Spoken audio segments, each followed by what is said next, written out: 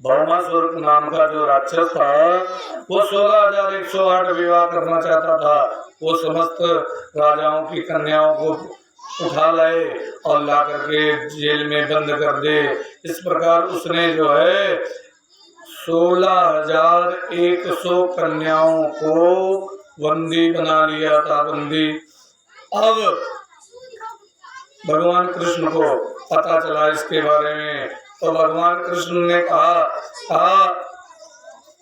चलो मैं चलता हूँ। कहा इनके ऊपर बड़ा अत्याचार हो रहा है, इन कन्याओं के ऊपर। उसको लाया है, भौमासुर ने बंदी बना लिया है, कहा इसके पास। तो सत्यभामा ने कहा ठीक है चलता हूँ। और सत्यभामा ने भी कहा महाराज मैं भी चलूंगी और मुझे भी ले चलिए। सत्यभामा चली गई। सत्यभामा ज्यादा भगवान कृष्ण को के ऊपर अपना अधिकार जमाती थी। क्यों? क्योंकि एक तो पिता की मर्जी से विवाह हुआ था, पिता ने खुद विवाह किया था, और दूसरा कारण ये था कि सत्यभामा ये पृथ्वी का अवतार थी, पृथ्वी के। और तीसरा ये जो है दहेज में बड़ी तगड़ी चीज लेकर के आई थी। क्या? श्यामंतक मणि ये दहेज में लेकर के आई थी। इसीलिए भगवान के ऊपर ये हक ज्यादा रखना चाहती थी, अन्य रानियों से ज्यादा।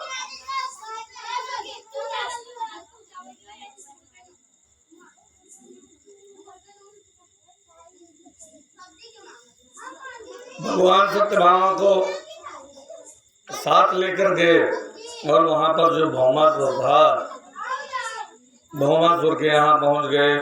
भौमासुर आया बाहर, भगवान से युद्ध करने लगा। भगवान ने ललकारा, वो बाहर आया, युद्ध करने लगा। दोनों का भयंकर युद्ध हुआ और युद्ध में भौमासुर मारा गया। जब भौमासुर मारा गया तो उनके यहाँ जितनी कन्याएं थी उन सब कन्याओं को भगवान कृष्ण ने आजाद कराया, अर्थात उनको स्वतंत्र करवा दिया। और कन्याओं से कहा आप लोग अपने अपने पिता के घर जा सकती हो, आप लोग चली जाओ। तो पहले के समय में भी नियम बड़ा विचित्र था। उन कन्याओं ने कहा महाराज मैं करूं तो करूं क्या, मेरे को भौमासुर चुपके से उठा लाया था और हम लोग पड़ी हुई थी भौमासुर के जेल में। हम लोग भले ही शुद्ध हैं, भौमासुर ने हम लोगों को हाथ नहीं लगाया, लेकिन हमारी बात मानेगा कौन? हम जो अगर अपने पिता के यहाँ जाएंगी तो हमारे पिता भी हमें वापस खदेड़ देंगे, वो हमें नहीं रखेंगे।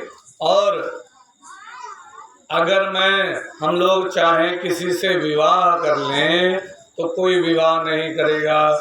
लोग यही कहेंगे जैसे सीता जी को कहा था लोगों ने, उस जो है धोबी ने कहा था कि ये रावण के यहाँ रह करके आई है, ऐसे ही लोग हमें भी बोलेंगे कि ये तो भौमासुर के यहाँ रह करके आई है। और भले ही हम पवित्र हैं, लेकिन लोगों का कहना है और हमारा विवाह भी नहीं हुआ है कि कोई हमें स्वीकार कर लेगा, और कोई विवाह करने को राजी भी नहीं होगा। हम लोग क्या करें? हम लोग अब समझ नहीं आ रहा है, नहीं तो फिर वैश्यावृत्ति की रास्ते पर चले जाएं, गलत रास्ते पर चले जाएं, या फिर हम लोगों को प्रभु हम लोगों को आप अपना लो, या फिर हम लोग जो है प्राण दे देंगे, या फिर वैश्यावृत्ति की रास्ते पर चल सकती हैं। 3 ही हमारे पास उपाय हैं, और वैश्यावृत्ति के रास्ते पर तो हम जा नहीं सकते हैं। हम केवल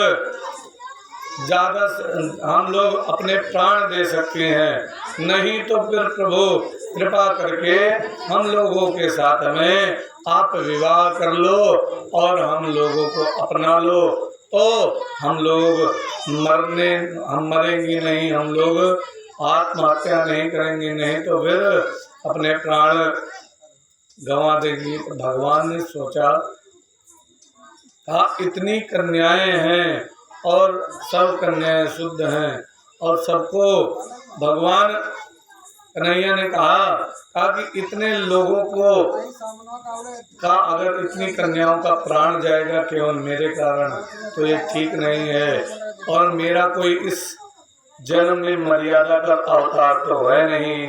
तो इसीलिए सब कन्याओं से कहा आप लोग प्राण मत दो, अपने जान मत दो, आप सबको मैं स्वीकार करता हूँ, आप सबके साथ में विवाह करने के लिए मैं राजी हूँ। भगवान कृष्ण ने और सत्यभामा ने कहा प्रभु विवाह कर लो। सत्यभामा की तरफ देखा, एक बार ये सोचे ये क्या कहती है। कहा महाराज 8 विवाह हुए हैं, 16,100 और सही कर लो, इन लोगों के प्राण बच जाएंगे, नहीं तो ये लोग मर जाएंगी ये सब। और सत्यभामा ने भी प्रेरित किया। भगवान ने कहा कि सबसे जो है खतरनाक थी यही बोलने वाली थी, भला इसने हमें स्वतंत्र कर दिया, अब हम विवाह कर सकते। सबके साथ में भगवान ने विवाह कर लिया। इस प्रकार भगवान की 16,108 पत्नियां हुई। बोले वृंदावन बिहारी लाल की। वास्तव में ये तो भगवान की लीला है जो द्वापर में भगवान ने की। मुख्य रूप से जो परब्रह्म परमात्मा है हम समस्त लोगों के हृदय में विद्यमान है, कण कण में, क्षण क्षण में, प्रति हर एक स्थान पर जो विद्यमान है परमात्मा, वो परमात्मा का उपासना का मंत्र वेदों में 16,108 है।